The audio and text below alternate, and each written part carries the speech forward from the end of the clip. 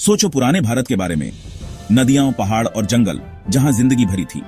आर्य आए, अपने साथ संस्कृत और वेद लाए, जो शुरुआती भारतीय संस्कृति को बनाने वाली कविताएं थीं। गंगा के पास बसकर उन्होंने छोटे छोटे रूल्य बनाए जो बड़े रूल्य बन गए। मौर्य साम्राज्य उठा, जिसका लीडर चंद्रगुप्त मौर्य था, पर अशोक ने हिस्ट्री बदल दी। वॉर की भयानक सच्चाई देखने के बाद अशोक ने बुद्ध की टीचिंग्स को अपना लिया और दया से राज किया।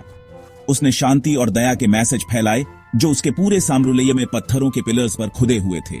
अशोक की अहिंसा की विरासत ने कई पीढ़ियों को इंस्पायर किया, यहां तक कि महात्मा गांधी जैसे लीडर्स को भी। उसके राज के बाद मौर्य साम्राज्य खत्म हो गया और नई डायनेस्टीज आईं। गुप्त साम्राज्य आया, जिसने भारत का सुनहरा युग शुरू किया। इस एरा में साइंस, मैथ्स और आर्ट में बहुत तरक्की हुई। आर्यभट्ट ने जीरो का कॉन्सेप्ट और अर्थ का सूरज के चारों ओर घूमना बताया। शानदार मंदिर बने और हमेशा याद रहने वाली कहानियां लिखी गई। इनोवेशन और विजडम की भावना खूब बढ़ी। आर्यों से लेकर गुप्तों तक भारत की शुरुआती हिस्ट्री आइडियाज, एम्पायर्स और क्रिएटिविटी का एक सफर थी। ये फाउंडेशन सदियों तक देश को शेप देते रहे और भी बड़े बदलाव आने वाले थे। जब नॉर्थ में एम्पायर्स बन रहे थे, तब साउथ में चोल खूब तरक्की कर रहे थे। चोलों ने सदियों तक राज किया, समुद्र पर कंट्रोल किया और बृहदेश्वर जैसे बड़े मंदिर बनाए। उनके मंदिर आर्ट, म्यूजिक और डांस के सेंटर बन गए। ईस्ट में पालों ने बुद्ध धर्म को सपोर्ट किया और नालंदा यूनिवर्सिटी बनाई, जिसने पूरे एशिया से स्कॉलर्स को अट्रैक्ट किया। कोणार्क का सूर्य मंदिर आर्किटेक्चर का एक अजूबा था। तुर्क और अफगान इन्वेडर्स के साथ बदलाव आया, जो इस्लाम और नए रूलर्स लाए।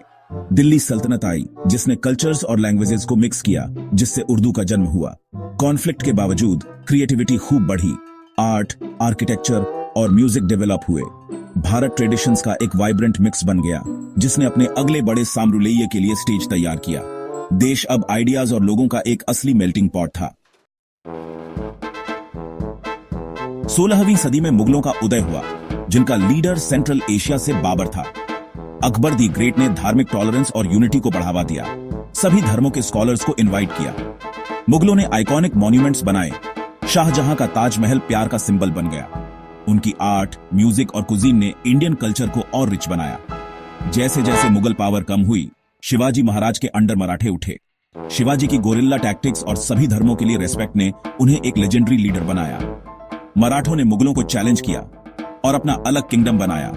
उनके उदय ने भारत में आजादी की कभी ना खत्म होने वाली भावना को दिखाया। मुगलों और मराठों के बीच की लड़ाई ने इंडियन हिस्ट्री का रास्ता बदल दिया। एक नया एरा शुरू होने वाला था, जिसमें विदेशी ताकतें भारत के खजानों पर नजर गड़ाए हुए थीं। यूरोपियंस के आने के लिए स्टेज तैयार था। यूरोपियन शिप्स आए, पुर्तगाली, डच, फ्रेंच और ब्रिटिश भारत के खजाने ढूंढने।